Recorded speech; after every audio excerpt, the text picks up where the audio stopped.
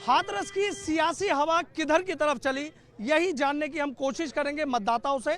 चूंकि 6 बजे वोटिंग खत्म हुई तो उसके बाद चौपले और चौराहों पर हाथरस के इसी तरीके की जो भीड़ है वो आप देख सकते हैं कि लोगों की इसी तरह की जो भीड़ है वो नजर आ रही है।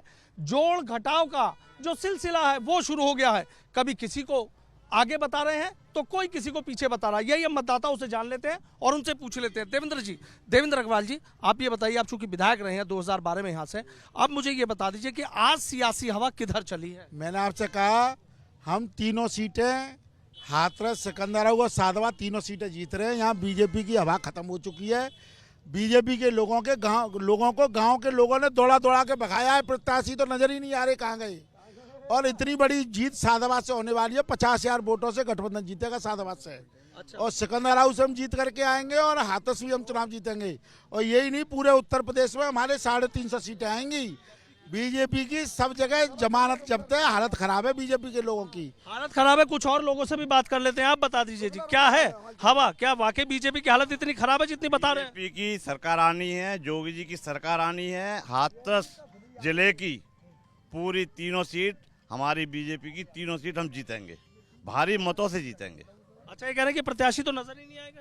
प्रत्याशी अस्वस्थ है सादाबाद के, बाकी प्रत्याशी तो हमारे हैं, उनके रिप्रेजेंटेटिव है, हम लोग हैं। अगर कोई अस्वस्थ है तो ये जरूरी नहीं है कि वो नजर आए। अस्वस्थ है लेकिन आएंगे वो। उस दिन हमारा रोड शो हुआ था, उसमें आए थे। आपसे जानना चाहूंगा कि चूंकि देखिए ये बात निकल कर आ रही है कि जो रामवीर उपाध्याय हैं, सादाबाद विधानसभा सीट की बात करें तो कद्दावर नेता हैं, लगातार वो तीनों विधानसभाओं से जीते हैं, इस बार थोड़े अस्वस्थ हैं। तो आपको लग रहा है कि उनके ना आने से जो आज वोटों की बरसात हुई है, कुछ उन पे कम, किसी और पे ज्यादा? देखिए, भारतीय जनता पार्टी का जो कैडर है बूथ स्तर तक है और भारतीय जनता पार्टी का कार्यकर्ता पार्टी के लिए और देश के लिए काम करता है और निश्चित तौर पर उसने उसी हिसाब से काम भी किया है। जहां तक जीत हार की बात है, गठबंधन प्रत्याशी की जीत की बात तो बहुत दूर रही। अगर उन्हें जीत का भरोसा होता तो सार्वजनिक रूप से उन्हें रोना नहीं पड़ता और ना ही रोने के साथ साथ सार्वजनिक रूप से हल्की बातें की जाती, ना गाली गलौज करनी पड़ती। जो जीतता है उसका कॉन्फिडेंस अलग ही दिखता है और जो हारता है वह हल्के पर चला जाता है। और ये सभी लोगों ने देखा है, सादात के लोगों ने देखा है और सोशल मीडिया के माध्यम से बाहर के लोगों ने देखा है। निश्चित तौर पर भारतीय जनता पार्टी अपने काम और अपने कैडर के दम पर हाथरस जनपद की तीनों विधानसभा सीटों पर बहुत अच्छे मार्जिन से जीत के दिखाएगी। ये बताइए, हाथरस के लिए कहा जाता है कि यहाँ जो हींग की मंडी है, आखिर किसके हींग का तड़का लगाया? किस सियासत की जो साग सब्जी कह दो या सियासी हवा कह दो, उसकी महक कैसे इस हींग से बदलने का काम किया, ये बता दीजिए। कोई हींग का तड़का नहीं लगा है। व्यापारी, किसान, मजदूर सब परेशान है। आप देख रहे हैं किसान, 750 किसान शहीद हो गए बेचारे। आज तक कोई पूछने वाला नहीं है उनकी। व्यापारी की हालत में पता है, 2 साल से घर पे बैठा हुआ है, बिजली का बिल दे रहा है। डीजल पेट्रोल की आप चीज़ें देख ही रहे हैं कितनी महंगी हैं। सब्जी फल कितनी महंगाई है, कहाँ कंट्रोल किया? कोई तड़का वड़का नहीं है। आपको भी महंगाई नजर आ रही है? महंगाई तो है ही, हर चीज़ में महंगाई है। जो 60 रुपये और 70 रुपये लीटर वो था जो है कड़वा तेल, और वो 200-250 रुपये पे पहुंच गया। जनता ने मन बना लिया है। राष्ट्रीय लोकदल बहुत जोर से जीत रहा है सादाबाद से। 50। ताऊ जी, आप बता दीजिए, बड़े इत्मीनान से सुनिए। देखिए, माननीय रामवीर उपाध्याय जी राष्ट्रीय स्तर के नेता हैं, 5 बार विधायक रह चुके हैं और उनको यहाँ सर्व समाज का वोट मिला है, तो उनका जीत तो निश्चित है। अंतर कितना ही हो लेकिन जीतेंगे। लेकिन ये लोग कह रहे हैं नहीं जीतेंगे, निश्चित रूप से जीतेंगे। अच्छा, काम किए हैं उन्होंने बहुत काम किया। आज जो हम बिजली मिल रही है हमें, उन्हीं की बदौलत है। जो 24 घंटे बिजली आती है, जगह जगह उन्होंने सब स्टेशन बना दिए हैं और बहुत बड़ा काम किया उन्होंने विकास का। भाई साहब, ये बता दीजिए देवेंद्र जी, ये तो कह रहे हैं कि बिजली का इतना काम करा, बिजली आती नहीं थी, और रामवीर उपाध्याय जी की वजह से यहाँ बिजली आ रही है, सब स्टेशन बनवाए, बहुत काम किया। पहले यही बता दें क्या ये, मैं पहले यही बता दें कि 1 साल से इन्होंने शकल देखी है रामवीर उपाध्याय? पहले ये बता दें। अस्वस्थ बताए जा रहे हैं। अस्वस्थ है। दूसरी बात ये है, मेरे पास 5 साल में विधायक रहा। मुझे बता दें, रामवीर उपाध्याय 5 साल यहाँ विधायक रह लिए, उनने 5 काम ही गिना देंगे, मैंने ये काम करा दिए और मैं गिना दे रहा हूँ। डिग्री कॉलेज मेरी देन है, ITI मेरी देन है, ACGM कोर्ट मेरी देन है, हॉस्पिटल मेरी देन है। हॉस्पिटल मैंने बनाया, 3 इंटर कॉलेज खुलवाने का मैंने किया, गोतेरा में, सीस्ता में, टुकसान में। इस बार क्या लग रहा है? ये मैं सुन लो, मैं जो कह रहा हूँ, मैंने आपसे कहा 50,000 वोटों से राष्ट्रीय लोकदल और समाजवादी पार्टी गठबंधन सादाबाद से चुनाव जीतेगा। बीजेपी वालों के 10 तारीख को जब वोट खुलेंगे तो होश फाख्ता हो जाएंगे, शकल नहीं दिखेगी, वो फाख्ता हो जाएंगे। आप बता दिए, युवा आप भी बता दीजिए। आरएलडी दिख जाए। आरएलडी वाले हैं भैया। जी भाई साहब, जी भाई। रामवीर उपाध्याय दूसरों को झूठे केस में जेल भिजवा सकते हैं, विकास नहीं कर सकते। उन्होंने लूट किया, पूरे हाथों को लूटने का काम किया अपने घर को। उन्होंने जिनके यहाँ पे कुछ भी नहीं था, वो आज 10,000 करोड़ रुपए के मालिक है, उन्होंने लूटने का काम किया प्रदेश को और हाथरस जनपद को। भाई साहब प्रदेश को लूटने का क्या बता।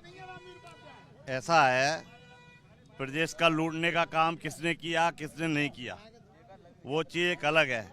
एक विकास की गति, जो हाथरस जिले में विकास की गति जिन्होंने की, ऊर्जा मंत्री होने के बावजूद यहाँ पर बिजली घर और लाइन ली। इस बार भी आप देखिए 5 साल के अंतर्गत एक भी ट्रांसफार्मर खराब होता था 24 घंटे में वो ट्रांसफार्मर बदला जाता था। पहले 3 महीने में ट्रांसफार्मर नहीं बदले जाते थे। दूसरा, रूरल का जो फीडर है वो अलग किया गया है, गांव का फीडर अलग किया गया है। और वो जो बिजली लगातार आती है, पहले बिजली आती नहीं थी, अब बिजली लगातार आ रही है और गाँव में रात को बिजली और दिन में रूरल फीडर में बिजली दी गई। एक भी ट्रांसफार्मर बिना पैसे के पहले नहीं आता था। अब केवल आपको केवल सूचना देनी है और 24 घंटे के अंदर ट्रांसफार्मर बदले गए। 24 घंटे में ट्रांसफार्मर बदला जाए, वाकई स्थिति बदली है। देखिए, अगर आप निष्पक्ष ढंग से देखें, निश्चित रूप से लोगों के दिल पे, ये नहीं थोड़ा सा राजनीतिक व्यू से थोड़ा हटकर के लोगों से पूछेंगे तो वाकई में योगी जी की सरकार में काम हुआ है। निश्चित रूप से विद्युत व्यवस्था सुधरी है, सुरक्षा व्यवस्था सुधरी है। अभी जैसे बातें होती हैं, अभी हमारे श्याम भैया ने बोला, जिस समय समाजवादी पार्टी की सरकार थी, कोई भी व्यापारी अपने दुकान से घर जाने में डरा करता था, महिलाएं घर से बाहर नहीं निकलती थी। सुरक्षा की व्यवस्था सुधरी है। जब सुरक्षा सुधरी है तो व्यापारी भी सुधरा है। ये ठीक है। कभी कभी ये 2 साल कोरोना का गया, कहीं ना कहीं आर्थिक रूप से समस्याएं आई, लेकिन इसका तात्पर्य ये नहीं है कि हमेशा के लिए आई। लोगों ने कोरोना काल से पहले के 5 साल भी देखे, कोरोना काल के समय देखा, और कोरोना काल में जितना कंट्रोल के ढंग से काम यहाँ पर हुआ यूपी में, उतना शायद कहीं और हुआ नहीं है। हाँ जी, आप बता दीजिए, कोरोना काल में दिक्कतें रही, क्या हुआ? पैदल चल के आए, बहुत दिक्कतें रही लोगों को लिए। भाषा का संयम करके बोलिएगा जो बोलिए। बेरोजगारी हद से ज्यादा है, शिक्षा सबसे कम है, 69 शिक्षक भर्ती और लेखपाल की जो भर्तियां दी थी वो भी पोस्टमैन ने, अभी एसआई की भर्ती जो भी उसमें भी धांधली हुई है खूब ज्यादा, और रोज का भैंस है और ये गाय भैंसें सारे दिन चढ़ती रहती हैं। और पहले सिलेंडर आता था 500 का, अब 1000 का सब्सिडी आती थी वो भी खत्म हो गई। अब क्या करे इंसान, तेल 90 का 200 का आ रहा है तेल, और क्या करे बेरोजगार आदमी का घर में एक इंसान है वो खेत। आप क्या कह रहे थे, आप बता दीजिए। योगी सरकार में सिर्फ बाजार घुमाए, संयम, हाँ संयम रख के बोलिए। नौजवान घूम रहे हैं, सड़क पे गड्ढे कर दिए रेस लगा के, ओवरेज हो गए, आज तक कुछ नहीं किया है। उन्होंने तो सिर्फ घंटा बजाने के लिए छोड़ दिए गए कि गैया की पूजा करो, उसकी पूजा करो। बताइए आप क्या करें। देखो साहब, सुनो भाई, अल्लाह मत करो। हमारे बड़े भाई सुधीर गर्ग जी अभी कह रहे थे रोने की बात। पहली बात तो गठबंधन का प्रत्याशी इतना भला और नेक इंसान है जिसको सर्वजाति का वोट मिल रहा है, और वोट भी थोड़े बहुत नहीं, 50,000 से लीड करने को जा रहे हैं। रोने की बात ये कह रहे हैं, तो जैसे उन्होंने किया था, एक दृष्टांत दिया था अभिमन्यु का महाभारत का, जैसे अभिमन्यु को चक्रव्यूह फांस करके उन कौरवों ने मारा, उस तरीके से हमारे बड़े भाई गुड्डू चौधरी को फंसाया था इन्होंने। शायद आप मुझे बता दो, फिर महाभारत की बात करें, महाभारत कौन जीत रहा है यहाँ की? महाभारत तो राष्ट्रीय लोकदल जीत रहा है, गठबंधन जीत रहा है, वो 50,000 से जीत रहा है।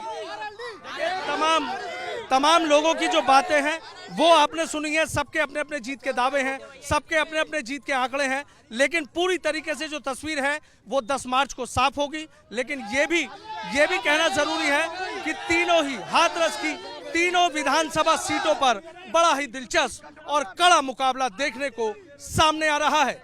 वीडियो जर्नलिस्ट सत्येंद्र सिंह के साथ सनुज शर्मा, एबीपी गंगा, हाथरस।